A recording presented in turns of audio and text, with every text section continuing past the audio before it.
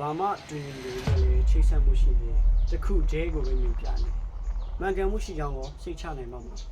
အားလုံးမင်္ဂလာပါဒီနေ့မှာတော့တမန်ကျမ်းစာကအမှန်ကန်ရင်လားဆိုတော့ကိုအနေငယ်စဉ်းစားကောင်းမှာဖြစ်ပါတယ်တမန်ကျမ်းစာကိုလူပေါင်း40ခန်းကရေးသားခဲ့ပြီးတော့အဲ့ဒီရေးသားတဲ့သူတွေထဲမှာဆိုရင်ရှင်ဘုရင်တွေယေဘရဟိတ်တွေပရောဖက်တွေတန်ဃာတွေတိုးချင်းတွေ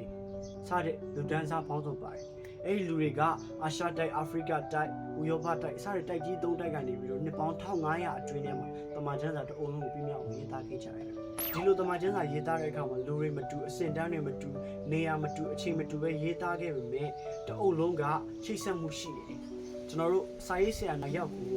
တူညီတဲ့ခေါင်းစဉ်တစ်ခုပြီးစာအုပ်တအုပ်ရေးခိုင်းမယ်ဆိုရင်သူတို့ရေးတဲ့အကြောင်းအရာတွေကတူညီမှာမဟုတ်ဘူးဒါပေမဲ့တမန်ကျမ်းစာကတော့လူတွေမတူနေရာမတူအချိန်မတူ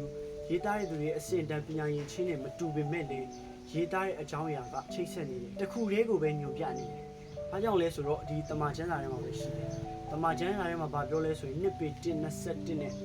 နှစ်တိ36ထဲမှာတမန်ကျမ်းစာအုပ်ကဘုရားသခင်မှုတ်သွင်းထားတဲ့ဘုရားစကားဖြစ်တယ်။တန်ရှင်းသောဝိညာဉ်တော်ရဲ့တိုက်တွန်းတော်မူခြင်းအဖြစ်ရေးတယ်လို့ပြောတာ။လူတွေရဲ့ဆန္ဒအဖြစ်မဟုတ်ဘူး။လူတွေရဲ့အလိုလျောက်ရေးတာမဟုတ်ဘဲနဲ့တန်ရှင်းသောဝိညာဉ်တော်စကားပြောပြီးတန်ရှင်းသောဝိညာဉ်တော်ရေးခိုင်းတဲ့အရာကိုလူတွေကရေးရတာဖြစ်တယ်။ဒါကြောင့်မလို့တမန်ကျမ်းစာကအမှန်ကန်မှုရှိကြောင်းစိတ်ချနိုင်တယ်။ဒီကျမ်းစာအဖြစ်အသက်ကိုရတယ်ဒီကျမ်းစာကသက်တည်ဖြစ်တယ်။တမန်ကျမ်းစာလုံးဝပြောက်ကွယ်တော့တဲ့လူတွေကတမန်ကျမ်းစာကိုမီးရှို့ပစ်ကြတယ်တမန်ကျမ်းစာကိုမီးမြုပ်ပစ်ကြတယ်တမန်ကျမ်းစာကိုရေထဲမှာမြုပ်ပစ်လိုက်ကြတယ်။စားရနီးမောင်းစုံနဲ့တမန်ကျမ်းစာက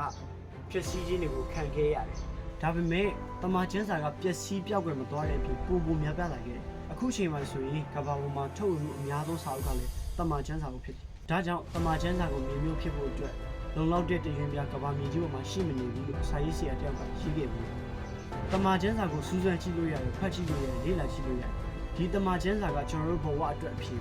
ဒီတမန်ကျမ်းစာကြောင့်ပဲကျွန်တော်တို့ဘဝတွေပြောင်းလဲသွားတယ်။စိုးမိုင်းနေတဲ့သူတွေလူကောင်းဖြစ်လာတယ်။အားငယ်နေတဲ့သူတွေစိတ်သက်ကြနေတဲ့သူတွေခွန်အားရလာတယ်။အပြစ်နဲ့နှမောနေတဲ့သူတွေနှဆိုးဝိညာဉ်ဆိုးတွေရဲ့ဖိနှိပ်ချုံနှောင်ခြင်းခံရတဲ့သူတွေမကျမ်းမာနေတဲ့သူတွေလွတ်မြောက်ချေခွင့်ရတာဒီလိုမျိုးလုံးနိုင်စွာရှိတာကတမန်ကျမ်းစာပဲဖြစ်တယ်။ဒါကြောင့်ဒီနေ့ဒီဗီဒီယိုကြည့်နေသူကိုကျွန်တော်ပြောပြချင်တယ်ဒီနှုတ်ကပတ်တော်တမန်ကျမ်းစာကအသက်ရှင်ပြီးတကိုးရှိတဲ့ဘုရားသခင်ရဲ့စကားဖြစ်တယ်တကယ်စစ်မှန်တဲ့စကားဖြစ်တယ်ဆိုတော့လုံလောက်တဲ့သက်သေမျိုးတွေညှိနှိုင်းကြတယ်